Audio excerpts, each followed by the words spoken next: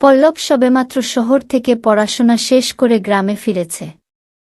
ভাইজের বিয়ের দিন ঘনিয়ে এসেছে। বাড়ি ভর্তি অতিথি, সাজসজ্জা আর আনন্দহুল্লোড়। পল্লবের বড় ভাই অর্ণবের সঙ্গে বিয়ে হচ্ছে শিউলির, পাশের গ্রামের এক শান্ত, লাজুক কিন্তু অসাধারণ সুন্দরী মেয়ের। পল্লব প্রথমবার শিউলিকে দেখল বিয়ের আগের দিন হলুদ অনুষ্ঠানে। লাল হলুদের মিশ্র রঙের শাড়ি, চোখে কাজলের হালকা রেখা, ঠোঁটে অনাবিল হাসি। কিছু একটা ছিল শিউলির চাহনিতে, যা পল্লবের বুকের ভেতর যেন অচেনা ঢেউ তুলল। কিন্তু সে দ্রুতই নিজেকে সামলে নিল। ভাবি হতে চলেছে ও, নিজের ভাইয়ের স্ত্রী। এমন ভাবা ঠিক নয়। বিয়ের পর শিউলি এসে উঠল অর্ণবের বাড়িতে।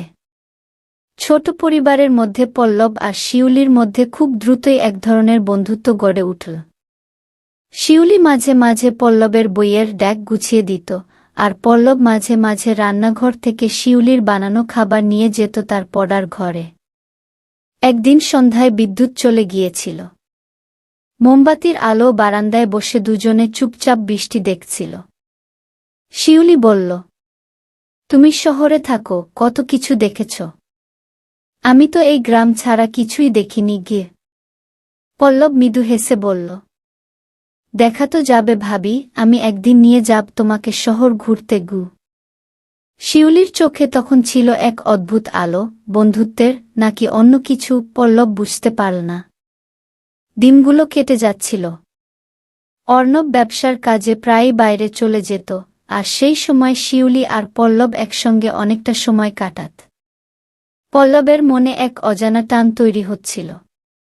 শিউলির হাসি, কথা বলার ভঙ্গি, এমনকি তার অভিমান, সবই যেন হৃদয়ে দাগ কাটছিল। কিন্তু পল্লব নিজের অনুভূতি চেপে রাখত। সমাজের চোখে এই সম্পর্ক অসম্ভব। শিউলিও কিছু বুঝত, কিন্তু সরাসরি কিছু বলত না।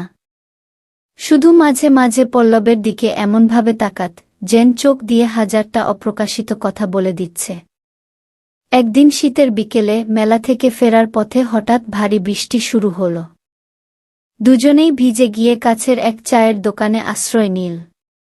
পল্লব দেখল শিউলির কপালে ভিজে চুল লেগে আছে, ঠোঁট কাঁপছে শীতে। সে নিজের গরম মাফলার শিউলির কাঁধে জড়িয়ে দিল। শিউলি চুপচাপ তাকিয়ে রইল, তার চোখে যেন কৃতজ্ঞতার সঙ্গে একটা অব্যক্ত ভালোবাসার ছোঁয়া। সেই দিন দুজনের নীরবতা অনেক কথা বলেছিল। কিন্তু সুখ বেশিদিন টিকে রইল না। অর্ণব একদিন হঠাৎ পল্লবকে ডেকে বলল, তুই গ্রামে যতদিন থাকবি শিউলির সঙ্গে একটু দূরত্ব রাখিস। লোকজন নানা কথা বলে। পল্লব কষ্ট পেল। সে নিজেকে গুটিয়ে নিল, শিউলির সঙ্গে কথা কমিয়ে দিল। শিউলি অভিমানে কেঁদে ফেলল এক রাতে, পল্লবের সামনে নয়, নিজের ঘরে, নিঃশব্দে। পল্লব শহরে চাকরি পেল এবং যাওয়ার দিন এসে গেল। স্টেশন পর্যন্ত অর্ণবও গিয়েছিল, কিন্তু ব্যস্ত হয়ে অন্যদিকে চলে গেলে শিউলি চুপি চুপি এসে দাঁড়াল পল্লবের সামনে। হাতে একটা ছোট বাক্স দিয়ে বলল, এটা তোমার জন্য, মনে রাখার মতো কিছু গু। পল্লব বাক্স খুলে দেখল, ভেতরে ছিল একটা ছোট্ট পেন আর একটা শুকনো শিউলি ফুল। ট্রেন ছেড়ে দিলে পল্লব জানালায় দাঁড়িয়ে দেখল শিউলি চুপচাপ দাঁড়িয়ে আছে, চোখে জল, ঠোঁটে হালকা হাসি। পল্লব শহরে চলে গেল, শিউলি রয়ে গেল গ্রামে, দুইজনের ভালোবাসা অপ্রকাশিত রয়ে গেল।